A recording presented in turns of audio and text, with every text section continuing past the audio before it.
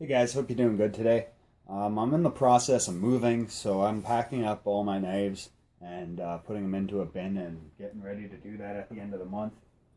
Got all my original boxes here, but before I did that, I wanted to actually do my knife collection video. So what you're seeing in front of you is every sharp object I own. You see more folders than anything, but a lot of fixed blades mixed in there too. I'll take you through what all these are and talk a little bit about each. Alright, so getting right into it, maybe just go with some of the miscellaneous ones. This is a Gerber Fast, just a little speed assist knife. Has a, I think it's a hawk lock, sort of a bolt action lock on it. You got a little CRKT Ripple, that's the small one, 8CR steel. Good action on this knife, has their IKBS ball bearings. I think this is the only flipper I own. This little Leatherman Crater, decent knife for the price. I think it's like 12 bucks. A liner lock there. Has a little carabiner built into it.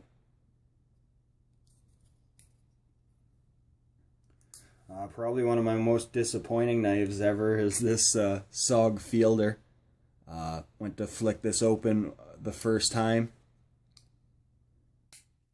and tell me where that lockup is. Yeah, pinned against the other side of the scale. Personally haven't had too good of an experience with SOG knives. Although this knife is smooth, quality's not there. Just above that, you have a really old Normark knife, made by Fiskars when they were still sort of good. My trusty BK17 by K-Bar, definitely seen a lot of use this one. And then you have a Mora, I forgot which one's this called, but I did a little bit of acids treatment to the blade. Really like the way it turned out, makes it look really rustic. Just the top row here, just some cheaper fixed blades. These are like your Walmart finds. This is your Winchester fixed blade. Good knives for the money. Like I said, this was like a $13 knife. Got some serious weight to it. You can see that thick blade. Same with this one here, same sort of brand, but this one's marked Carolina, I think. This one's seen a lot of use too. Had this when I was like 18 years old.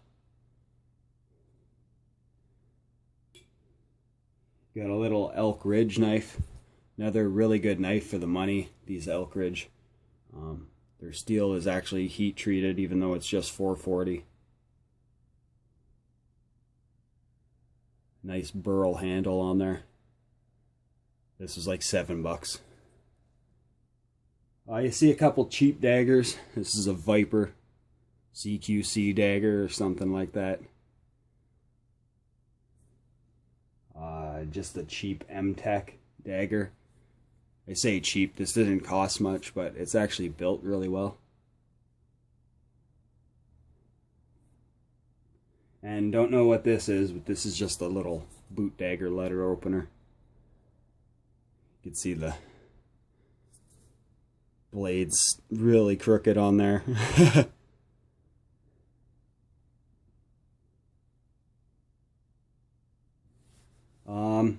Maybe just jump down here. These are my smaller fixed blades and neck knives. You got the Ryan Carlson, New York knife maker, Warncliffe. The Tops UTE #2. Awesome little knife. Got the little Spartan blade Enyo, S35 VN. Love this knife.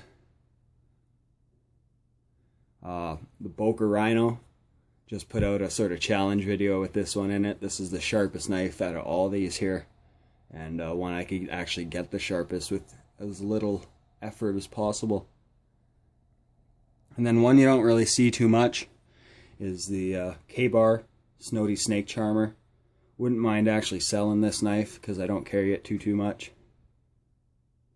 But S35VN, designed by Mike Snody of Snody Knives, pulled off by K-Bar. It's a good little blade. Maybe just go up here to the top. From here over is mostly buck knives. I said I had a sort of buck knife collection, and I'll be showing it in this video. This is the Buck 119 fixed blade. This one's seen a lot of use. Snapped the tip off of it. Reprofiled it to an extremely shallow edge. See how thick the bevel is. This is a absolute slicer, this one. And then you have its little brother. I think this is the Buck 102. Just a smaller version of it. It's the Woodsman's model. Next to that you have the Alpha Hunter. This is a thick ass knife. Look at that. Probably almost an inch thick in the handle. Thick liners. Thick handle slabs. But then the only disappointment in this knife, look at how thin that liner is. Super thin for how thick the rest of the knife is. This knife is smooth. Flick it open. Super comfortable in hand. Actually, one of my favorite bucks is this one, the Buck Ergo Hunter. Just overall good knife, this one.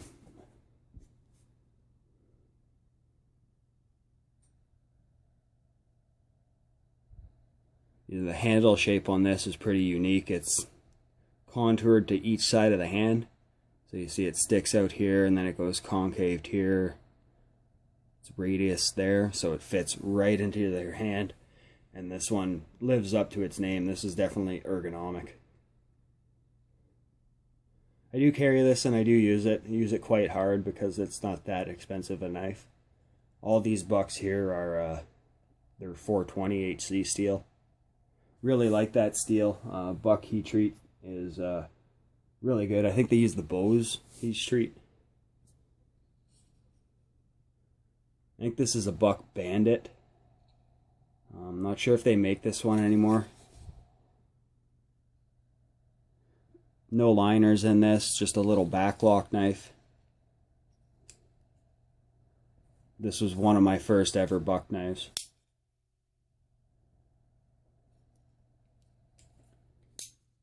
Another little neat buck knife is this one here. They got a couple different models with this sort of lock on it. You pull it back, it disengages the lock, but it also locks it closed. It has these gears so you can sort of flick it out. Ball bearings inside this also. Really neat knife. Not sure the name of this one, but it is another buck. This one's a Chinese-made buck. You see the model number there, 316. Just a little back lock. Something good to just throw in the pocket. Haven't really carried this lately, but when I first got it 4 years ago, I used to carry it. One I actually do like carrying is this Buck Spitfire. Nice little knife, aluminum handle, really awesome blade shape. Backlock. Open it with one hand too.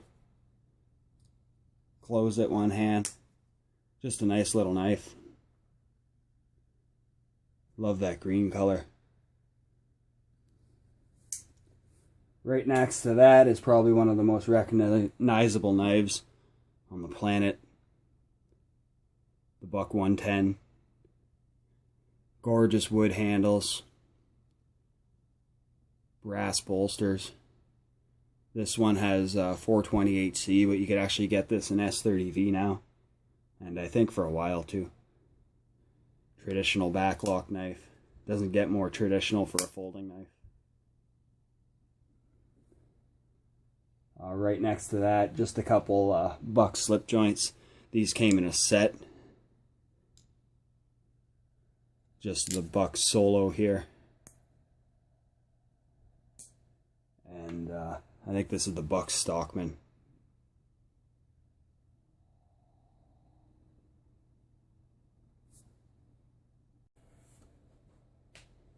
Just going back down here before I forget them. These two here are just a couple of Schrades. This was like $9. Beat the crap out of this knife until the liner hit the other side of the scale. Another little Schrade here. This is just a little frame lock. This one's still okay. The liner's not hitting the other side yet, but imagine it will. I'll maybe go through all my Kershaws now, from top to bottom. This is the Kershaw Oso Suite, just a little assisted knife. Awesome action on this knife, and really dig the blade shape on this. Only thing that really lets me down for this is the handle.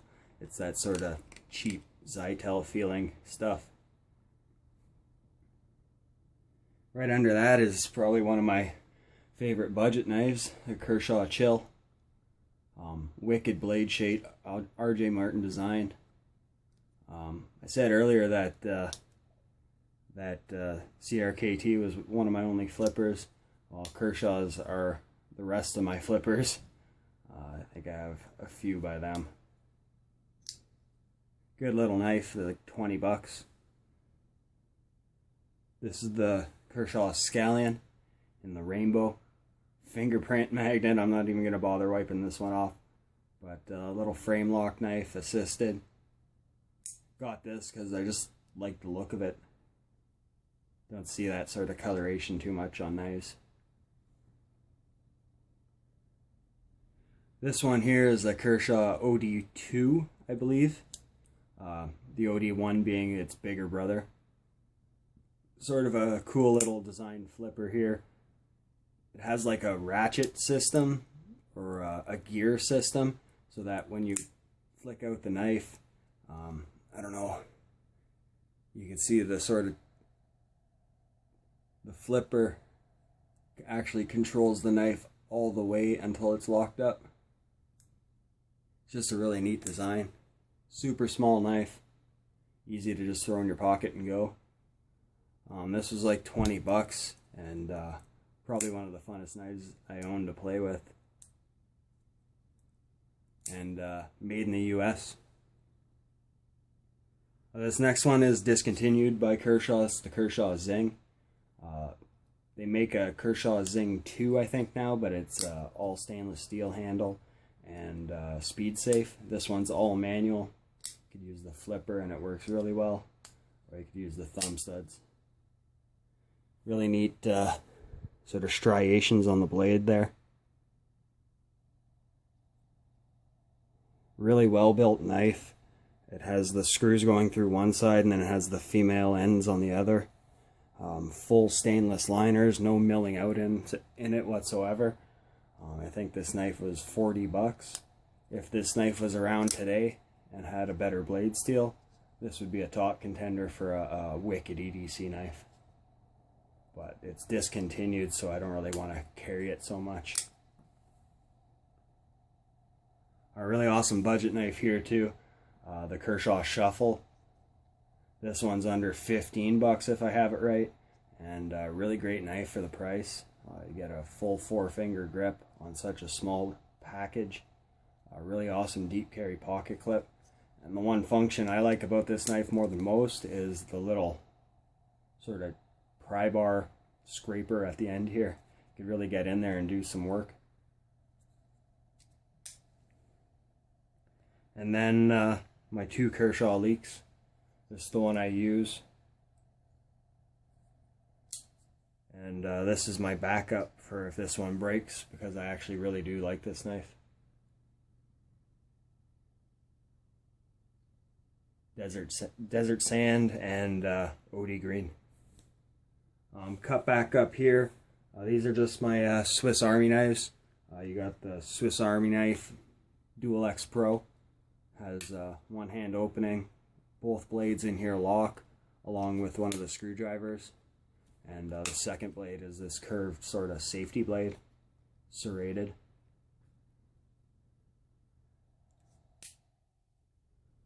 Under that one, you got the Swiss Army Farmer. This has been my EDC in my pocket a lot of days, guys. Slip this into my fifth pocket in the jeans and I'm good to go. Really awesome for EDC, really awesome for out in the bush. Just really awesome. You got the little SD Classic here. Won this from Knife Center for their Sharp for Summer contest. And ever since having won that, it's been on my keys and I've used this a hell of a lot. It's all scratched up and beat up and really a useful tool. These two are the only Benchmades I own. That's very soon going to change. Started off with this one here. This is the Mini Striker. And traded a Manix 2 for this one here. And fell in love with Benchmade. Love their quality. Love the actual durability of their knives. And I really like their warranty too.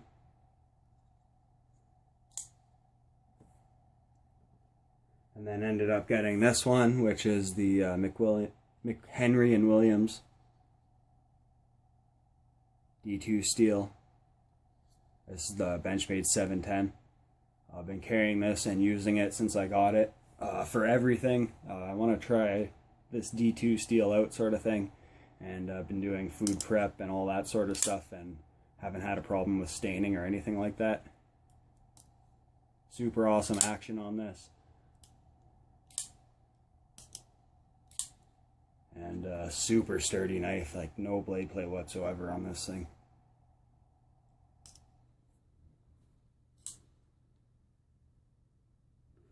And last but not least, my Spydercos.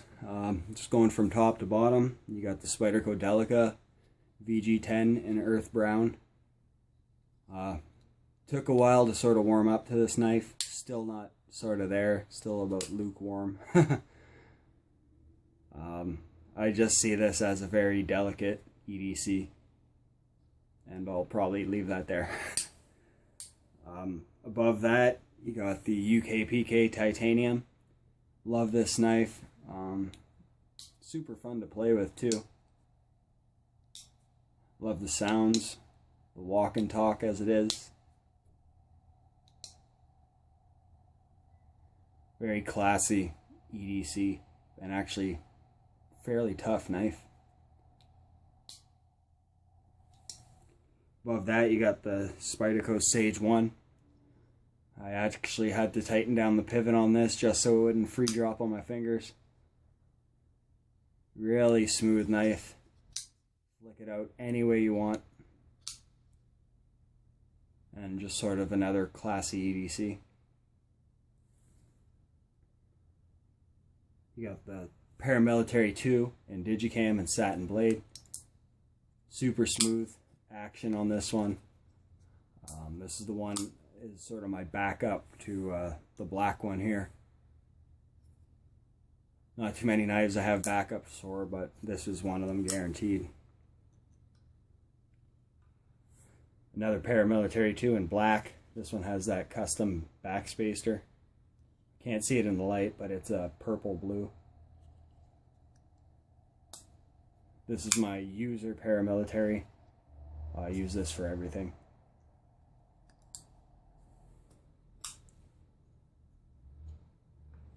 Spyderco Tenacious. Everybody has to have a Tenacious. And if you're into knives these days, I'm pretty sure you've owned one or two of these. And last but not least, The Spyderco Manix 2, discontinued with the saber ground blade in S30V steel. Beast of a knife, this one. Super strong lockup, super strong quality, super strong build. But you own one of these, I'm telling you something you already know. Love Spyderco knives. Just up top here, you got some other blades. This is a Two Sisters Kirkery. Beat the crap out of this thing, and if you look right here, you can see something funky going on with the edge. Sort of warped it out, slamming it up against a tree. Reach across here. This is my CRKT Chance in Hell. Love this machete, guys. If you're going to get a big knife or a big chopper and don't want to spend a lot, get this. CRKT Chance in Hell. Awesome knife. And then this was a yard sale find a long time ago. Beaten up samurai sword. It is some sort of high carbon steel. I'm going to guess 1075. Holds a really awesome edge. Takes a lot of beating. Really want to do some videos with this. I ended up breaking the handle off. I had to sort of carve out another handle and rewrap it. Had to put a different pin in there. So yeah, guys, that's my entire knife collection. Hope you enjoyed it, and stay tuned for more videos. Thanks for watching, guys.